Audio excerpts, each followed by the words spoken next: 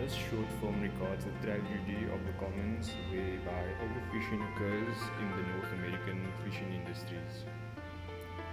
The tragedy of the commons is the tendency of any resource that is not owned and therefore excludable to be overused and not maintained properly. North America faces this problem in the fishing industry, where the fishing resources are overexploited through policies that favor big fishing companies and disadvantage small-scale fishermen, including the maintenance of a stable marine biodiversity. Small-scale fishermen catch fish to provide a food service to the public and a stable income for themselves while considering the diversity of fish species. When individual users or industries start to act independently according to their self-interest, which goes against the common good of people by depleting or spoiling the resources in the collective manner, then this poses a threat to the future sustainability and well-being on a socio-economic and environmental scale.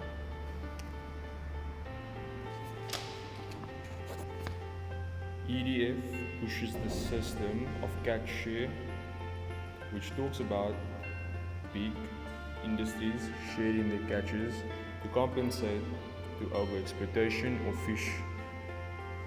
fish that do not allow a fair chance for smaller industries to catch decent amounts of fish. The impact of overfishing also impacts big companies in ways that less fish is captured due to the dispersal of some species because of the breeding season, migration patterns, and lack of productiveness in the pollutions of small populations, decreasing even more.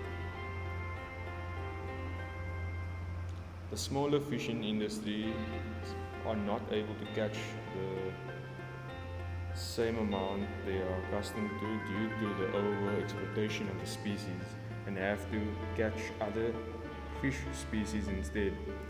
The change in catch can impact their business negatively if the consumer demands or preferences doesn't match their stock supply.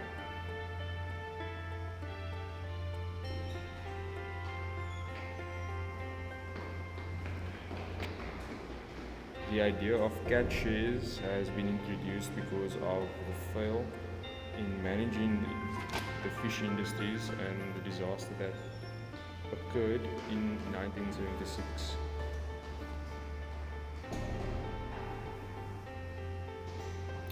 Where fishing markets crashed when it opened